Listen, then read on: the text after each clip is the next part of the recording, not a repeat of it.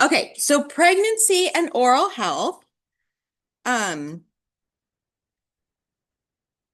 not too much to worry about, honestly. Like there's a few things that we'll talk about in relation to hormones and the patient's comfort and some safety, but in general, it's not too complex. So we're going to look at the evidence regarding maternal periodontal disease and adverse birth outcomes, discuss potential oral manifestations during pregnancy. There's a few things that can occur during pregnancy specifically. Describe oral disease prevention, including health literacy, health behaviors during pregnancy, including professional oral health care during pregnancy. And I feel like that's folded into like AJ's Professor Lewis's class, and even Moses talked about early childhood caries, and sometimes there's infancy, and it can even fold in some pregnancy topics. So I feel like some of this stuff guys should have received already. And then describe healthcare provider guidelines on oral health care during pregnancy, including national priorities. That objective is not fulfilled in this PowerPoint. I need to probably adjust that. We do talk a little bit about it, but specifically, I don't address that specific objective. Okay, so during a pregnancy, it's a great time to talk to a lady about her oral health, because really it's like that's why it's called a teachable moment. Most women are not they are more open to being educated on how to keep their body healthy and how to keep the baby that's growing inside of them healthy. So it's a really good teachable moment. So at that time, you can actually open up the conversation to, your regular oral hygiene, your regular, what you do on a regular basis, how you can get your mouth healthy to help your baby mouth stay healthy. So it's just a real, and beyond that too, like systemic health. So it's just a really teachable moment. So critical role in education, physiological changes increase susceptibilities for certain conditions, and we'll talk about that. And then opportunity to work collaboratively with other healthcare providers. There's a lot of dental hygienists now who are reaching farther into healthcare hygiene and trying to bridge the gap between dentistry and medicine. And there is really a big window of opportunity for hygienists to work in different like public health environments where maybe people who are on state insurance or different things like that, or pregnancy centers coming in, or even OBGYN offices, specialty offices. So there's been more and more hygienists who have kind of been branching out into those environments, which is exciting because it kind of gives more options for us after school. So some terms here: prenatal, occurring or existing before birth; teratogen, an antigen or factor which causes malformation of an embryo. And it's typically early, like in the first trimester, but within the first couple weeks of life. They're most susceptible to toxins, environmental toxins, nutritional deficiencies, things like that. Gravid is just another word for being pregnant. Gestational diabetes, we've talked about that too. Diabetes that develop during pregnancy, but they're not present prior to being pregnant. So if somebody they didn't have it and then they developed it during pregnancy.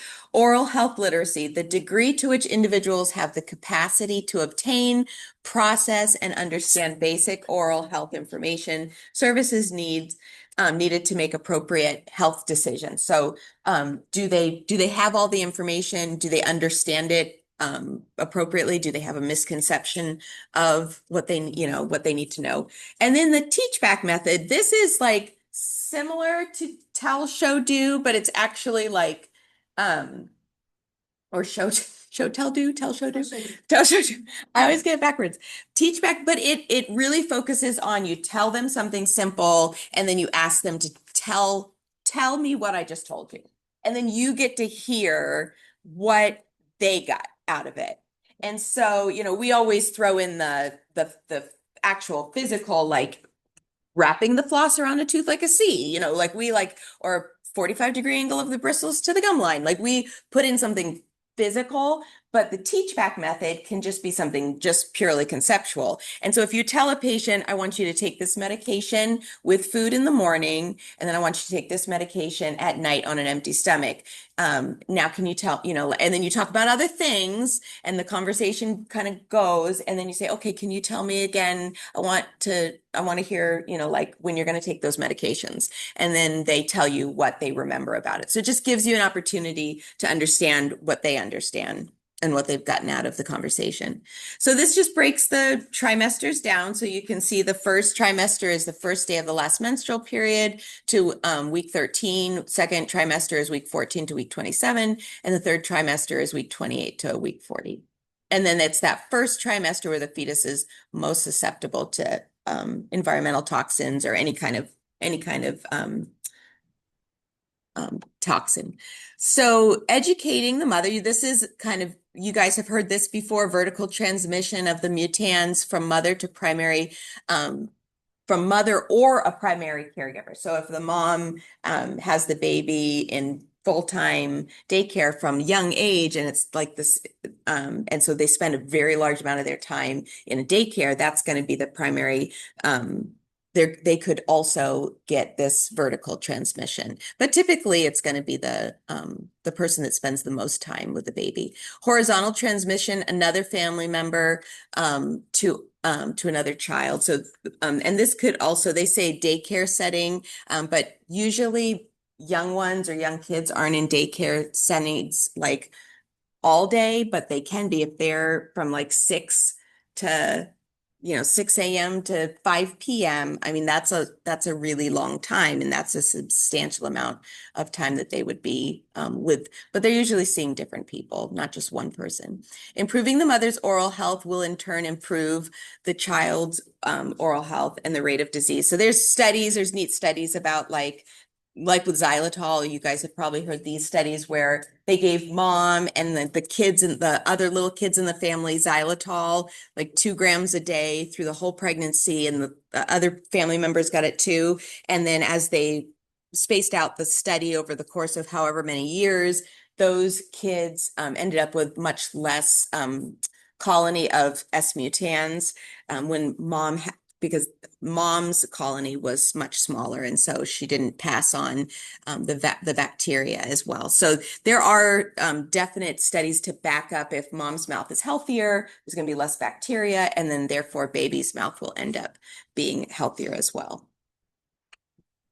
So periodontal disease and preterm labor. So it's a little bit of up in the air, but there is a fair amount of low to moderate. When I checked it over the weekend, it said moderate probability or moderate strength. Like they'll kind of gauge studies in different, like it's low strength studies, it shows it, but it's kind of weak in the data. Or moderate is like, yeah, I mean, it shows it, some show it yes, some show it no, and then it's like high, like this is there's a lot of strong studies that show that this is an absolute, result of whatever they're studying. So they say the evidence is low, but this weekend when I looked it up again, they actually are saying that there's also, they say low to moderate. So there's definitely discussion. There's definitely something going on about between periodontal disease and babies either born with low birth weight or born early. And of course, it's just probably, going to depend on the person, the mom, maybe other things that are going on. But approximately 40% of pregnant women have some form of periodontal disease, because we just know periodontal disease is high in America in general. So we see it among pregnant women as well. Systemic reviews have found an association between periodontitis and adverse pregnancy outcomes, such as like a lower birth weight baby or preterm labor.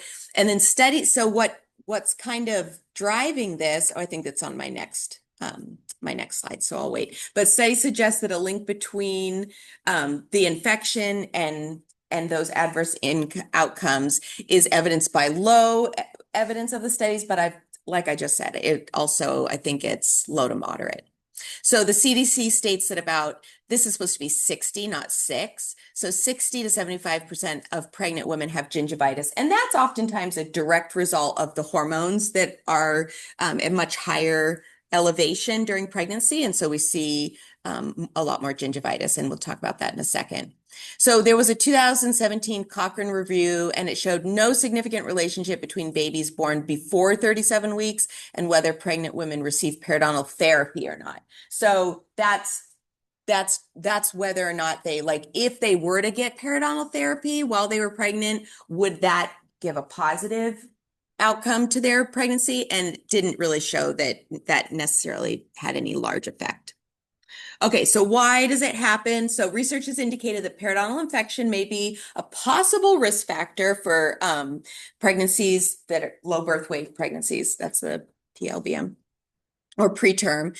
And then the topic is definitely still debated and further research is needed. But the theory is that when you have an infection, and this goes along with so many systemic things in the body, is that if there's an infection in one place, it's gonna affect your body. Like it's not isolated. It's not like walled off. If like your bloodstream moves throughout your whole body. So all of those factors, those prostaglandin E, the tumor necrosis factor, all of those kind of markers that go up when you're fighting an infection, they're flowing through your whole body. And so there is a similarity in the molecule of these markers, these markers that the inflammatory markers, there's a similarity between those and Pitocin or oxytocin, which is the molecule that induces labor.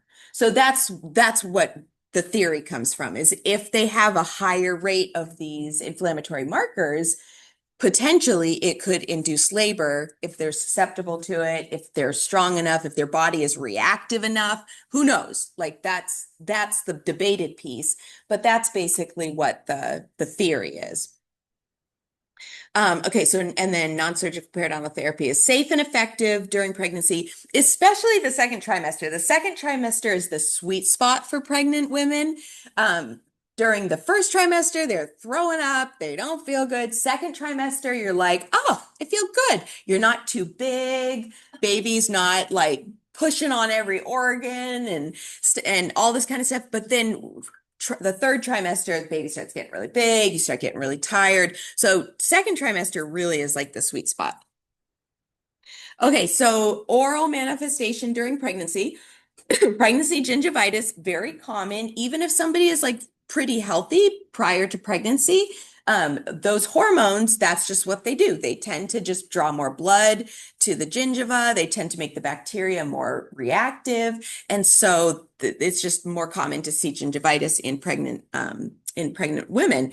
And so that's just something to let them know about. And if they aren't bothered by it or they don't notice it, then you can kind of just connect their overall health and the baby's health, and you don't want to scare them. Nothing bad's necessarily going to happen, but you can just say, these are ways of ensuring that your overall health is staying good and the health of your baby.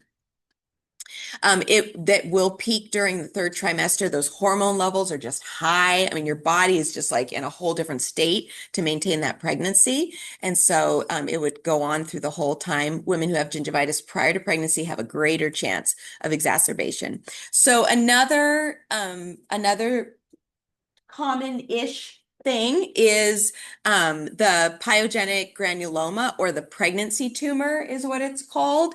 And it can grow anywhere on the gingiva. It's usually like, looks like just a really big papilla that starts taking over. Sometimes they'll excise it and during a pregnancy if it's bothering the mom, if it's in an area that's, catching on, I don't know, catching on something or whatever. But it usually just comes back if they're still pregnant. So, and then after the pregnancy, they typically will go away. They'll typically resorb. But sometimes they do have to be surgically removed after the pregnancy. But again, it's just another overreaction to the hormones. Tooth erosion, if mom has a lot of nausea and vomiting. If it's a really bad case where they're literally like throwing up daily, and that goes on for 3 months, they certainly could have acid erosion. And so what you would do is talk to them about rinsing with baking soda water immediately after vomiting, or maybe throughout the day if they just feel like they're just sort of like irping like like maybe there's still some acid that's coming up. And so just keeping fluoride, rinsing with baking soda water, chewing xylitol gum or mints, and not brushing teeth right after throwing up. Like that's a big one. Like you don't want to brush your teeth right when you've had an acid attack. So that's why a lot of times people are like, eat candy and then brush your teeth. I'm like, no, you want to actually like neutralize your mouth and then clean off the plaque and in a later time. Dental caries, obviously, they could be at a higher risk if they've got dry mouth, if they're snacking, carbohydrates, tooth mobility. So this is kind of a weird one. Women can literally get loose teeth, not loose like they're going to fall out of my head, but they can feel tooth mobility during pregnancy, and that does go away after the pregnancy. So it's just a weird increased tooth mobility has been associated with microbial shift from aerobic to anaerobic bacteria. These shifts are accompanied by increased inflammation, attachment apparatus. The condition appears to reverse after pregnancy. So they might notice it maybe just like in their front teeth, or, I don't know. I've never actually had that conversation with a patient, but it is something that can happen. So if you have a patient that's pregnant and they're like, I feel like my teeth are wiggly, or a tooth is wiggly, then you can be like, well, that's actually probably because you're pregnant, and it shows to seem to reverse itself after pregnancy. Periodontitis, untreated gingivitis can progress, which is characterized, we all know what it's characterized by. And of course, if their gingivitis becomes periodontitis during pregnancy and they lose bone, that's not going to come back after pregnancy. So whatever they lose in those terms, if they get cavities or periodontal disease, bone loss, things like that, that really is going to be gone. So they want to be extra vigilant if if their mouth is just going crazy after they get pregnant. So disease prevention, these are just some of the basics. They're always told to drink lots of water. People who are pregnant, women who are pregnant are always told to drink lots of water. Meticulous oral hygiene, just because of the overreaction of the bacteria, limited fermentable carbohydrates. And it's hard because if somebody has morning sickness and they're nauseous and the only thing that sounds good is like little meals throughout the day, then just try to kind of work with them. Say, if you're going to eat little meals throughout the day, just like rinse your mouth really good with, something neutralizing. And then just try to keep your acid attacks sort of down. So kind of counter those. If you're going to have a snack, maybe follow it up with a xylitol mint or rinsing with something that's neutralizing. So you just give them some tips on how to kind of counteract that.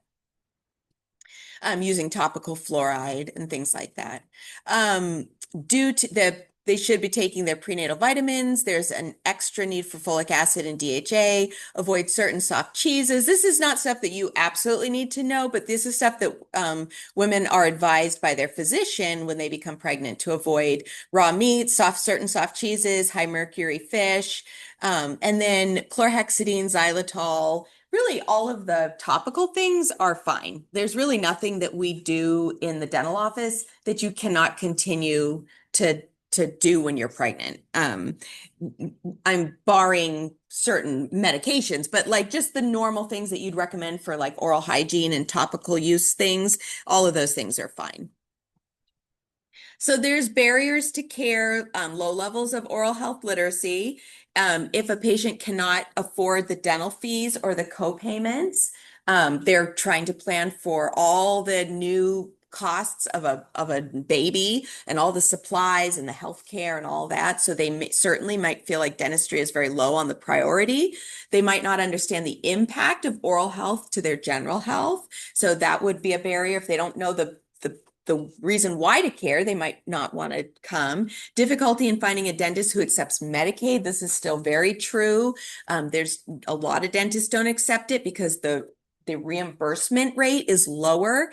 And so they have to see far more patients to make the same amount of money that they would with like a Blue Cross Blue Shield. And also sometimes there's a high no-show rate. So they overstuff their schedule to make sure that they get that bare minimum because they know people are not going to show up. And so it's hard getting dentists to accept Medicaid. Office hours are not convenient for those who work. If somebody has to work all, 5 days a week, 9 to 5, 8 to 7, or 8 to 5 or whatever, those are the hours that a dentist is open unless they're open on Saturdays.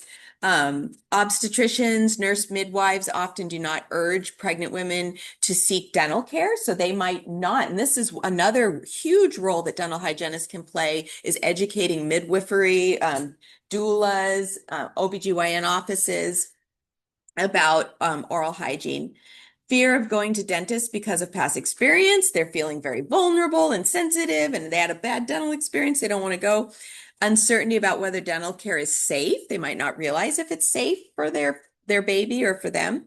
Lack of transportation, lack of childcare, if they have other kids at home. So a lot of potential barriers. Professional oral health care during pregnancy. So oral health care is pretty much considered very safe. Like you could literally, if you wanted to, and if your patient wanted to, you could take the x-rays, you could do the cleaning, you could get them numb. Like there's really nothing that we do that's like, oh no, you mustn't do that. However, if somebody has a whole bunch of elective treatment, they certainly, and elective meaning like they don't have to do it, there is certainly no problem in my worldview of putting that off until they're through their pregnancy. So if someone's due for an FMX and they're like, can I wait till after I've had my baby? Yeah. Like I don't have a problem with that. And so that's just going to be sort of the outlook of the dentist. Now, if somebody is high risk for caries and they come in and they're due for their FMX and they're high risk for perio, high risk for caries, you might say, well, you're 3 months pregnant. You have 6 more months to go. And then you're probably not going to want to come in, with the first 3 months of the baby. And so we might not do, this might be putting this off for a year. So can we take a PA of this really kind of bad area and can we take a PA of this really bad area, or can we just take 4 bite wings at least? Or so you know what I'm so you see the give and take. Like let's take the whole picture and think about what their risks are and what's the risk of taking films and what's the risk of not taking films, and maybe just focus on the areas that are like the worst in the patient's mouth. So all of that stuff is okay. There's no right or wrong. It's all okay. Consult with other healthcare providers as necessary, or if you have questions or concerns. Pregnancy and poorly controlled pre-existing diabetes. The baby has a lot more risks. There's a lot more systemic and health risks. If the pregnant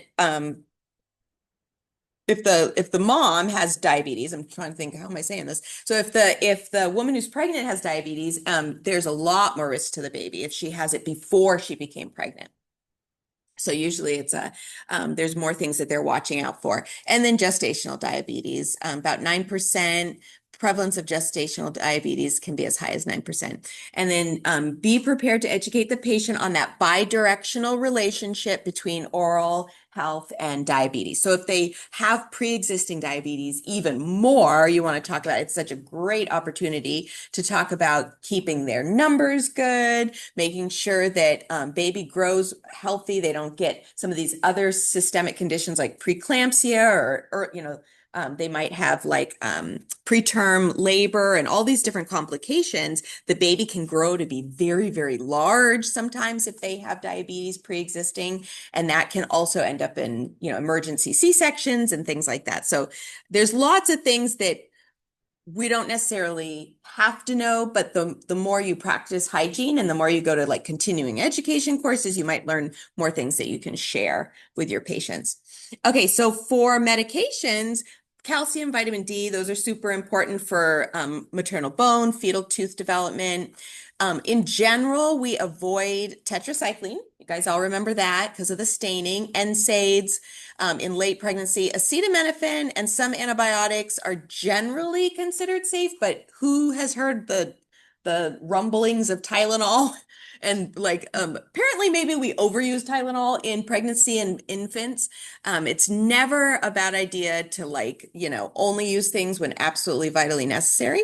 But historically, acetaminophen is what we've told pregnant women they can take if they have a headache or, if they just feel yucky. So, to each their own. When news information comes out, you got to just read, talk to your doctor, find out what you're comfortable with. So here's just a sort of a little synopsis for analgesics in general. Historically, acetaminophen has been the one that uh, women are told they can take. Aspirin, ibuprofen, naproxen, those are all NSAIDs, may be used in short duration during pregnancy, but avoid in the first and third trimester. Really, the physician usually says no. And so those that's all just very sort of like case by case. But in general, they'll send you home with a list of meds, and usually NSAIDs is no. But they do have circumstances. I think I told you guys that they gave me an NSAID during my second trimester for a specific reason. And so sometimes they have reasons, but so antibiotics, never tetracycline. We're going to avoid ciprofloxacin, some of these other ones. And then this is sort of the list of the amoxicillins, the penicillins, clindamycin, metronidazole. Those are sort of like generally regarded as the ones that are fine. But again, we do not have to worry about that. We're not going to prescribe those things during pregnancy. Anesthetics, local anesthetics, may be used during pregnancy. Bupivacaine, lidocaine, mepivacaine. Nitrous oxide is not something you're going to stick your patient on who's pregnant and just kind of gas them up. But typically there is a small amount and a window where it would be fine. It's not like we're not going to be like, oh, come and I'll clean your teeth and I'll put nitrous on you for no reason at all. But there are, if it has to be used for some very specific reason, there is, and I have a slide that says, like 30 minutes at this dose is considered safe. The real danger is the constant exposure to really us, dental assistants, dentists, and hygienists. If you're trying to get pregnant and the scavenger system does not work well and you're constantly being exposed to a low dose of nitrous, that's definitely linked to like miscarriages and preterm labor and things like that. So there's definitely like some risks there, but it's more to us than to the patients. They give nitrous even in the hospital when women are in labor. Some choose to have nitrous when they're in labor as opposed to like epinephrine, or not epinephrine, epidural. So it's kind of one of those weird things, but I mean, me as a hygienist, I just would never do it. I would just be like, I'm not giving you nitrous. Someone else can, but I'm not going to do it. So, so it's one of those things where you just kind of find out what your culture is at the office. But most offices will not be giving women who are pregnant nitrous. Antimicrobials, pretty much most everything that we typically use, chlorhexidine, xylitol, different mouthwashes. Alcohol-free is better during pregnancy, especially if they have dry mouth or anything like any kind of irritation, avoiding the alcohol. So this is some important stuff, modifications. This is some more practical things. So appointments in the afternoon, early in the morning, usually they're settling in and trying not to throw up. And so an afternoon appointment actually works better when you're pregnant. But some women are more nauseous in the afternoon and they're better in the morning. So it's not prescriptive, but in general, that's kind of how it is. Ensure that the head is higher than the feet, just so they don't get that sort of dizzy, lightheaded feeling. They might need to change positions. They might need to use the restroom more often. That baby's pushing on the bladder. They have to stay hydrated. So they might have to get up and use the restroom. And then this one, small pillow placed under the right hip, or they might have to just slightly turn to the left because that baby is pushing on that big vein, or I think it's a vein, or is it an artery? I don't remember what it is now. But the baby's pushing on something and it can cause that that supine hypotensive syndrome. So they get very lightheaded very quickly if they've been laying supine and the baby's been kind of cutting off that blood supply. They can get very nauseous, very lightheaded. And just if they turn to their left side, it relieves the pressure and it just takes care of itself. So if they kind of stay slightly tweaked to the side, if they're prone to that, if they know they're prone to that, then that's one good remedy.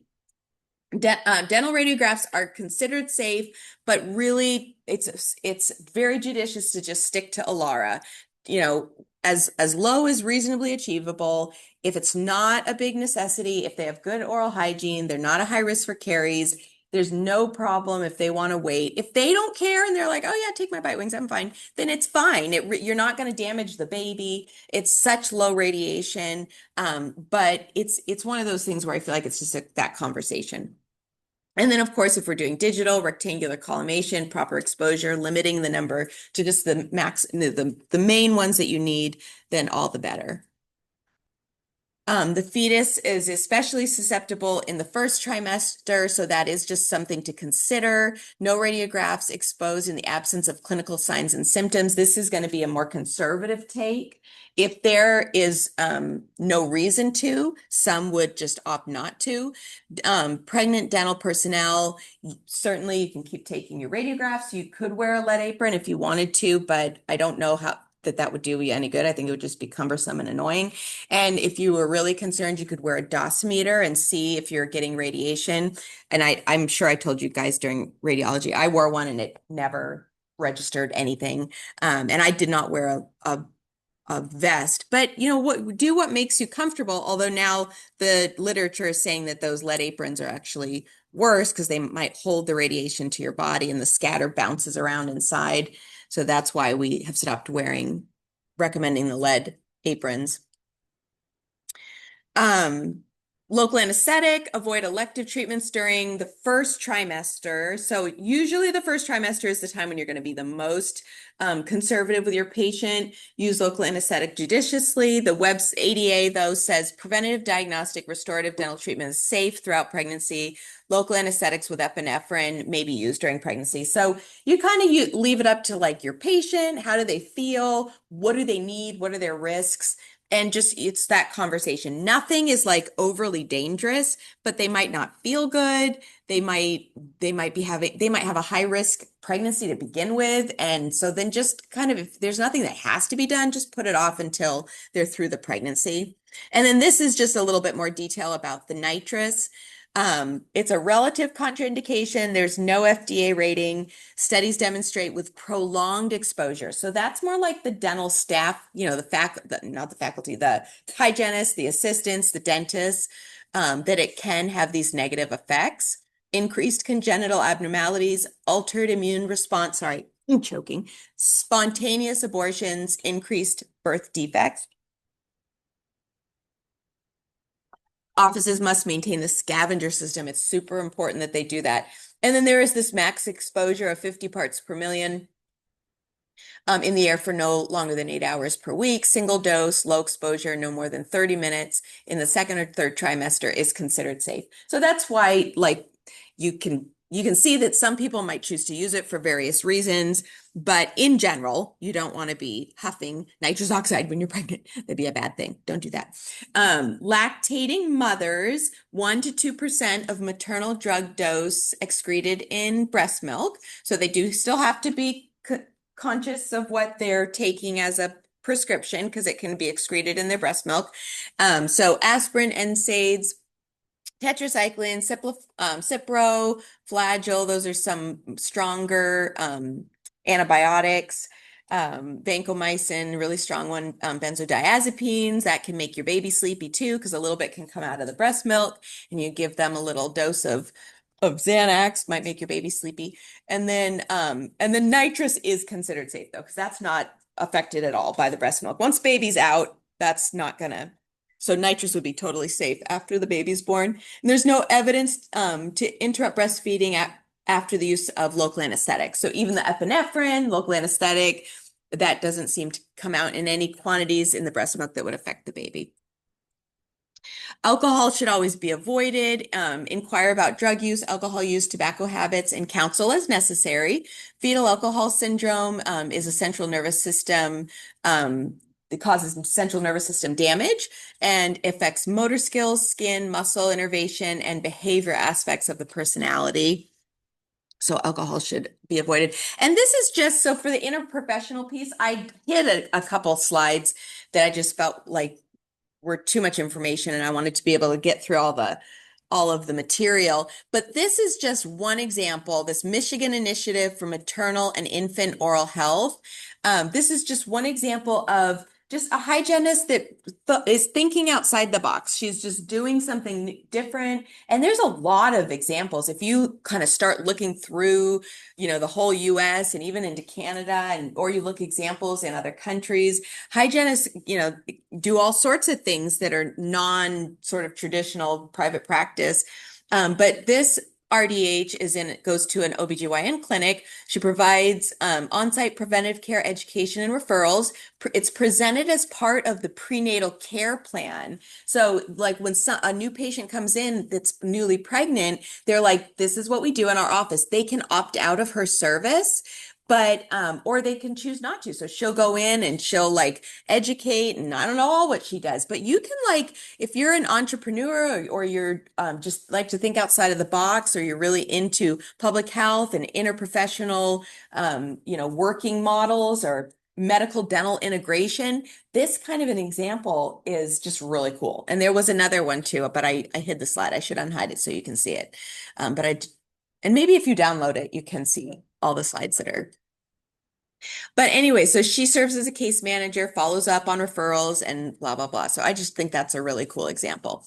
And then this is new this year. I have been counseled to add more information about hormonal considerations.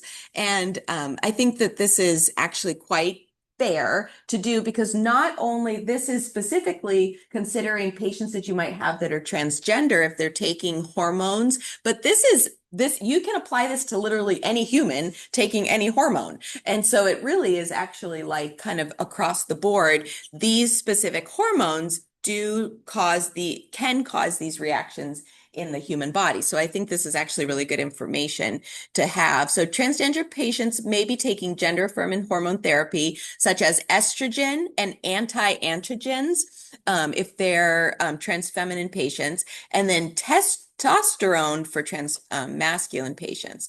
So some things to think about. This one, I pulled this together last week, and I was reviewing it this weekend, and I was like, so medical history includes specific questions about hormone therapy, types, dose, duration. I think that's all very fair. You're going to ask that. You want to treat all patients equally, so you're going to ask that to any patient you have in your chair. And then any other gender affirming treatments or surgeries. That one I feel like is touchy. I don't know if you have to prod and poke people about surgeries that they've had, because would you do that? Like you kind of ask it in a blanket question. Just treat your patients all equally. That's my advice. And if they want to share something, they will share it. But if you have a patient in your chair that's transgender, I don't know if I would prod them on that question.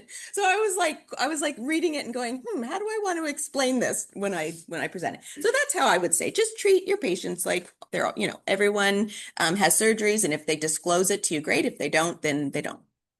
Confidentiality, maintain privacy regarding gender identity and transition related care. Of course, we want to uphold confidentiality across the board with all of our patients. Avoid assumptions. Not all transgender patients are taking hormones, and their experiences are going to vary. So this is not to just put this in anyone's head that this is how it will always turn out, but it's information that you need as hygienists, understanding what medications do. So oral health effects of hormone therapy, and you can apply this again across the board, really. Estrogen therapy and anti-androgen, so gingival inflammation and bleeding. And we see that, just like with our patients who are pregnant. Estrogen can increase vascularity of gingival tissues, sometimes leading to heightened inflammatory response and bleeding upon probing, or gingivitis, or, just these things that we see. altered salivary flow. Some anti-androgens may reduce salivary flow, increasing caries and mucosal irritations. We know that all the side effects of xerostomia. Mucosal sensitivity, hormonal fluctuations can make oral tissue more sensitive, similar to pregnancy or menopause related gingival changes. So it's kind of across the board. And then increased risk of candidiasis, especially if salivary flow is reduced, if the patient wears dentures, or if there's, some kind of removable prosthesis, if it's not cleaned and things like that, it can be another area where they can be more susceptible. For testosterone, gingival enlargement and inflammation. So testosterone can cause gingival hyperplasia or hyperplastic tissue. Hypertrophy is another way of saying of gingival tissue, worsen existing periodontal inflammation. Xerostomia, testosterone may contribute to dry mouth, increasing caries risk. Halitosis may result from xerostomia, changes in oral flora. And then this is anecdotal, but I thought it was kind of interesting. Possible increase in calculus formation. Anecdotal evidence suggests more rapid calculus buildup when somebody is taking a testosterone supplement, but there's no hardcore studies on that, but I thought that was kind of interesting. So other considerations, preventive and clinical care tips emphasize daily plaque control, just like what we always do with all of our patients, fluoride use, saliva substitutes, schedule frequent recares. If you can tell that patients are having strong hormonal reactions, the same with somebody who's pregnant. They're having like crazy inflamed, we could be like, as we can do a short 30-minute appointment where we get you back as long as you're feeling good. Even if they're very pregnant. And the same with someone who's taking hormone therapy, maybe we need to see you every 3 months to try to get your tissue to kind of calm down and not react as much to the hormones. Assess for mucosal lesions, fungal infections, or periodontal changes. Collaborate with medical providers as needed, especially if systemic medications or recurrent surgeries affect care. Be aware of discrimination's impact on oral health. Patients who avoid care due to stigma may present with advanced disease. So it's just like with anything, any of the different things that we've talked about, if patients feel that they will not be treated kindly or humanely, they might not want to come. And if they don't come, then their disease oftentimes gets worse. So it's definitely and that's part of what we just do. We're empathetic people. We treat the person in our chair just like anybody else. They're there to get oral health care, and we want to treat them with respect and dignity and give them good care. And you guys know that because you're all fabulous people. So that's all that I have on that. And then let's do a break, and then we'll come back and talk about oral facial clefts, which probably won't take actually too long. I think I'm going to do better today on time than I thought I was going to do. So yeah, let's do 10-minute breaks. We'll come back at 10:12, and then we'll finish up with cleft palate.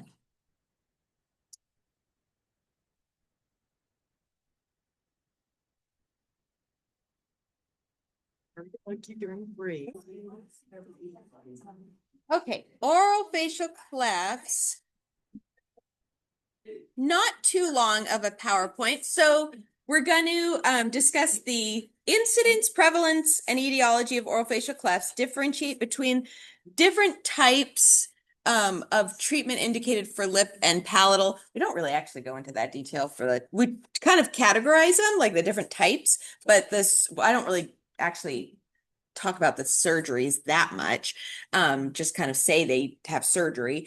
Educate patients and caregivers about the risks and oral complications for patients with oral facial clefts.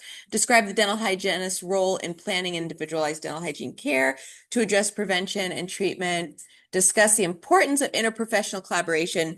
There's just a lot of kind of downstream. If somebody has a more significant cleft palate, more complex, there's just going to be a lot more kind of downstream doctor's visits. That's sort of the gist of it. And so understanding the complexities sometimes. So we're just going to watch, this is just a very short video that kind of shows how a cleft palate can start. So hopefully there's the sound.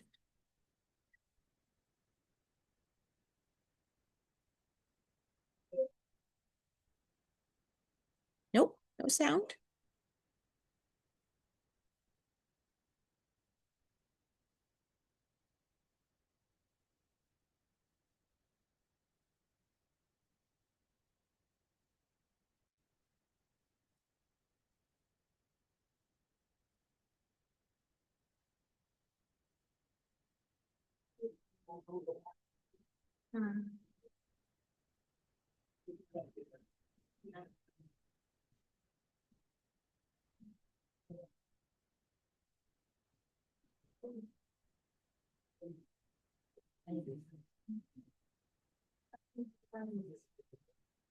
Well, that's not working. The volume's up and all of it, but you can kind of see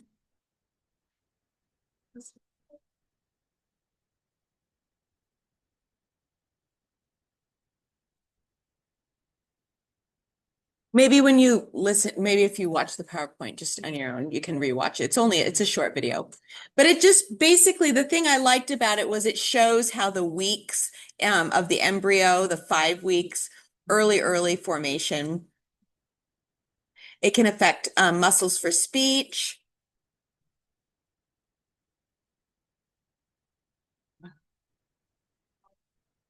Well, so the next one's going to be kind of a bust as well, because I doubt we're going to be able to hear the next video. It's another video again that's just short.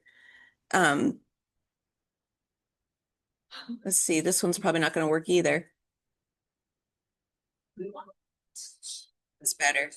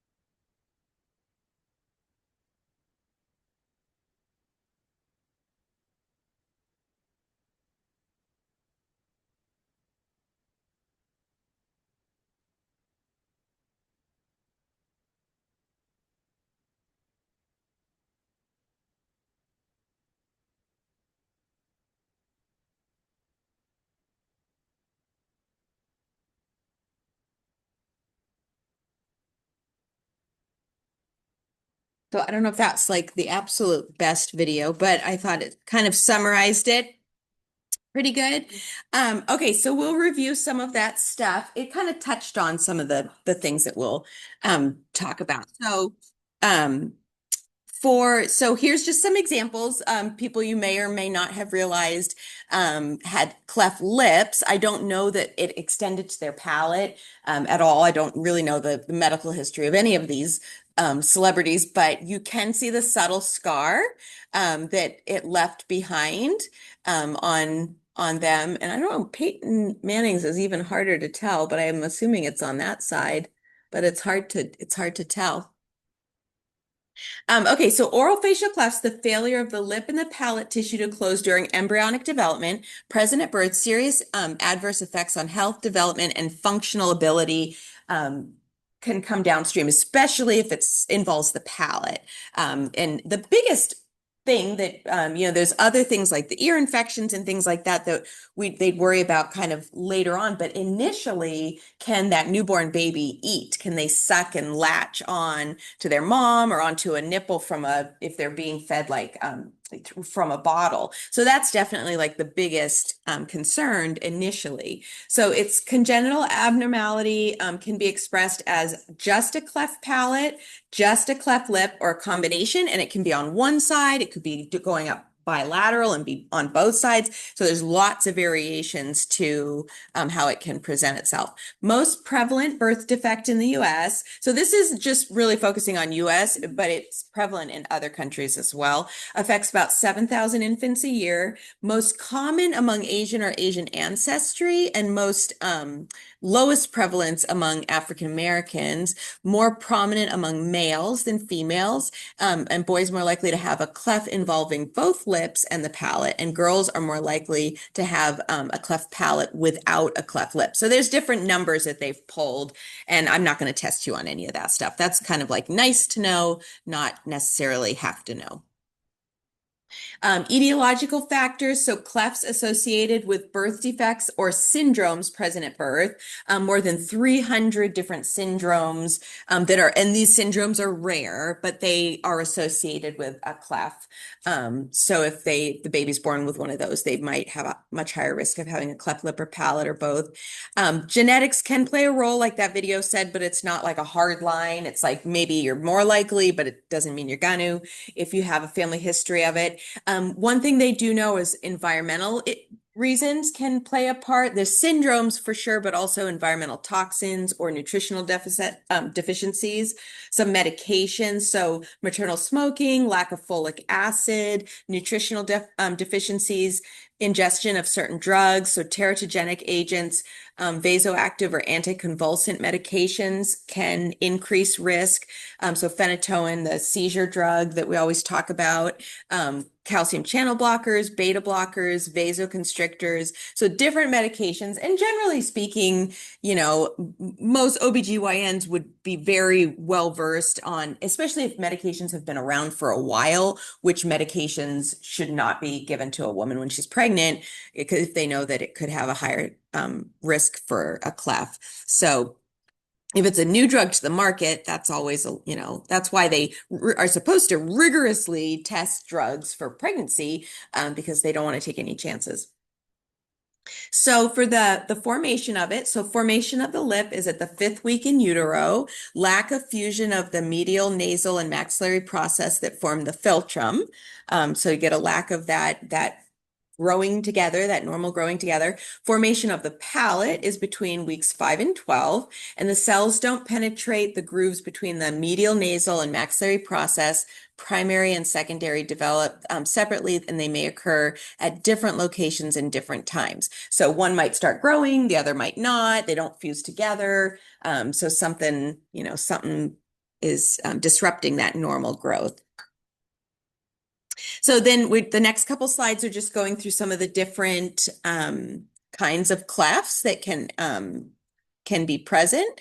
So an incomplete cleft lip, this one does kind of look like it's actually involving the nose. So I don't know if that was the best picture to grab for this, but an incomplete cleft lip would be probably the simplest, the most superficial of anything. And it's just a notch of any depth that involves the philtrum, but it does not involve the hard structures or the nostril. So that'd be the most simplest, easy probably surgery to do at some point. early on in the baby's life. Unilateral or bilateral cleft lip, a lack of fusion of the median nasal and maxillary processes is observed for that one. So a little bit more. And then a complete cleft lip, we have involves the alveolar bone and primary palate extending into the nostril. So there's more disruption in the lip and into some of the hard surrounding structures. And then complete bilateral cleft lip also starts to involve the alveolar process as well. So we get a lot more involved in the structures around the not just the lip, but the hard structures in the front of the mouth too, and in the nose area. Complete cleft palate involves both the hard and soft palate extending from the uvula through the alveolar ridge, creates an open connection between the oral and nasal cavity. And that's a big point. I have a question that asks about communication between the oral cavity and the nasal cavity around cleft palate. So that can be one of the issues with plaque retention and just kind of keeping the mouth clean. Feeding, speech, and middle ear infections are far more common because now we just have this incomplete, suctions all kind of doesn't function normally. We have drainage, we have communication in areas that there shouldn't be. So there's all kinds of secondary issues that can occur. A cleft palate only is just going to be through the palate. It's not going to really involve any of the anterior alveolar ridge, the nasal, any of that kind of stuff. It's just going to be through the palate. Unilateral cleft lip and palate, cleft on one side that involves the lip, alveolus, and palate. Bilateral cleft lip and palate, cleft on both sides affecting the lip, alveolus, and the palate. So it's just everything's open, nothing really fused. And these combined forms are more complex, require coordinated surgical and speech therapy management. Now, I imagine something like this as well is going to be far more of a complex cleft lip. I mean, to me, that looks like way more than, it's funny to just say a lip because I feel like there's way more involved there. But these are obviously going to be more complex surgeries. Any of these are going to be more complex, but especially something like this where really nothing fused for the baby. Then we can have more just kind of simplistic ones where it's just an incomplete cleft palate. It involves only the soft palate, musculature, back portion of the palate, may be a bifurcated or bifid uvula, split uvula. Speech may be hypernasal due to the valopharyngeal insufficiency. So just things aren't quite formed quite right. And so it can affect some speech and some ways that the muscles move and help formulate speech and maybe even swallowing and things like that, just normal movement. Then you can have submucosal clefts where the soft tissue is there, but I thought that was really interesting. You can actually see where the bone has not come together of the palate, but it did get covered with soft tissue. So that's kind of an interesting one. And you can see the uvula is bifurcated.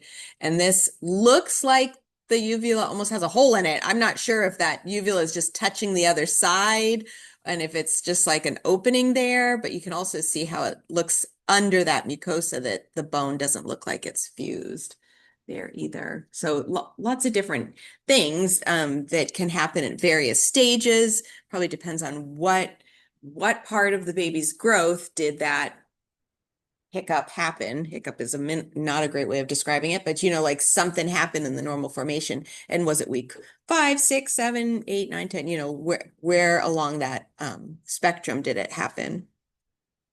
So for treatments, surgeries are typically going to be between weeks 5 and 18 after baby's born. Soft palate is going to be between on the months 6 months and 18 months, and then hard palate. And this that kind of contradicts what the video said. This is taken from the book. There might be stages of surgery is sort of what I'm assuming. I'm not going to test you heavily on any of the super, these kind of details of treatment because I think it's probably very complex. And what I'm assuming is there would be stages. If it's something like a simple cleft lip, that's probably fairly easy to manage. But if it's something, as the baby grows, things are going to change. And so they might have to wait to certain stages to do final surgery. So it could be something that happens kind of in stages. So this hard palate says 4 to 5 years. And maybe I should just expand on treatments in the PowerPoint for next year's class. But some of the other things that will absolutely happen downstream of a more complex oral facial cleft would be potentially an obturator before things can get fully sealed off and closed off so that the oral cavity and the nasal cavity aren't communicating. So different shaped obturators. You can't obviously put that in an infant. An infant's not going to tolerate anything that comes in and out. So there's going to be that's why I'm thinking there's probably stages to it, like things that they have to do temporarily until they can get to different aspects of the growth. But orthodontics, sometimes, the teeth formation, they could have congenitally missing teeth after this. And so orthodontics could certainly be in their future and restorative dentistry. So these are some of the bigger things to make. This should probably have a star on this because these are some things that I'd probably test on more heavily than surgeries and things like that. So some of the difficulties. So feeding difficulties as an infant, difficulty creating that negative pressure, the sucking to the bottle, or if they're breastfeeding, nasal regurgitation. So if they're like pulling in, nasal secretions into their oral cavity, it's going to just take them a longer time to feed. And babies, if anyone ever had a baby or knew anybody who had a baby, they eat all the time. And so and so it's going to even be harder because they're going to have even longer feeding times. And who knows if it's real complex, they might have to have a feeding tube for a certain amount of time. Difficulty sucking, excess inhalation of air. So then, they could be more colicky, they could be more fussy. They certainly, lots of challenges especially in the early stages. Tooth development, missing teeth, supernumerary teeth. So if they have any kind of disruption in all of that formation so early on in utero, that those tooth buds and all the things that happen during those same time frames are also going to be kind of messed up and aren't going to follow the normal path. So congenitally missing, laterals and canines missing or displaced, supernumerary, morphologically deformed, hypoplastic, hypomineralized. So different issues with the development of the teeth as well. So, and that's just, you wouldn't know. Every case might be a little bit different until it actually starts showing. Malocclusion. So orthodontia, cleft palates, most commonly develop a class 3 malocclusion resulting from missing teeth or stunted maxillary growth, scar tissue. So that's a good test question there. Nasal deformities, problems with hearing and speech. Palatal muscles control the opening of the eustachian tubes. So without that proper ventilation, fluid accumulation in the middle ear, that they're much more prone to chronic infections and hearing impairment. Hypernasal speech due to air escaping through the nose. So it's going to affect all those normal talking and speech production. Health of teeth and periodontium, they're going to be more susceptible to caries. I had a slide about that, but I guess maybe I don't anymore. But caries, mouth breathing, mouth position, anytime there's an obturator involved or any kind of abnormality of teeth position, you can accumulate more plaque, be harder to clean. Parents have to do a more diligent job, so they tend to be more susceptible to caries. Yeah. You do have a slide later. Do I? Oh, yeah. Thank you. I'm like, where's that slide? I had a slide about it. Psychosocial. Maybe I moved my slides around on myself. Psychosocial conditions. So self-conscious, hypersensitive, especially with more severe, if it causes some kind of facial deformity. Feeling of inferiority, quiet, withdrawn, unresponsive. So of course we want to build trust and rapport, fear, apprehension with healthcare providers. these poor little kiddos are going to have been poked and prodded since birth. So they might be they might be like used to it, or they might be a little bit wary of anybody who wants to get near them. Patients may be afraid of hurting child while providing oral hygiene. If you're looking at your new baby and you see all this stuff that you don't recognize in your own body, you're like, their mouth doesn't look anything like mine. And so you might have to really help them understand how to clean. I would always encourage, like we used to have a interprofessional rotation. There was like a case conference on cleft palate. This I feel like could be one like a CE course, or you could have like some specialty training on like more in depth about some of this stuff. So this is a very brief overview, but here's another start. The slides that I really want you to pay attention to are like these two: oral and physical conditions, oral physical complications, and then this one that I start. So high caries risk, 3.5 times more caries, more decay surfaces in general. They have high risk of decay. Prevalence of caries more often primary dentition, maxillary incisors, teeth adjacent to the cleft. It's just harder to clean areas that are, like in an abnormal formation. Contributing factors. So these are important due to longer oral clearance of food, tenacious, the nasal fluid when it comes in there that's sticky and mucousy and goopy and has different bacteria, and the microbiome is different, and it's going to retain plaque more. So it's just harder to clean. Insufficient parental dietary counseling, insufficient education about toothbrushing techniques, coping with the baby's cleft, poor accessibility of toothbrush around the cleft area, soft food consumption, retention, that soft food causing more caries incidents. Orthodontic appliances, we all know trying to do good oral hygiene around ortho is a challenge. And then obturators have a 7.6 times higher clearance of or chance of caries by 2.5 years old. So if they're wearing an obturator and they're little, I mean, think about how much harder it is to keep all that clean and just all of that kind of stuff. So there's just a lot of oral hygiene challenges. So this is pretty much this slide, you guys know, you read through it, you understand what I'm saying here. It's oral hygiene care.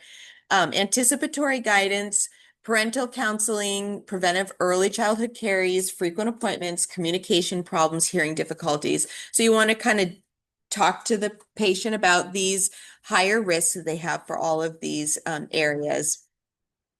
And then like I said, there's a long list. They're going to be seeing a lot of caregivers during their early years while they're trying to correct this cleft palate and have surgery. And so from plastic surgeons to pediatric dentists, orthodontists, speech pathologists, ear, nose, and throat. I mean, the interprofessional list goes on and on and on. So there's a lot there's a lot of people that would be involved in helping them to reach good health. So that is a very brief overview, but the test questions will be on those starred areas and then some of the higher risk factors. So just so you guys know what to focus on when you're studying for this. And that's the last one. That's the last lecture. No. Yes. No. Yes. That's it. And then you have a test next week. Yes. And the final, I have some good final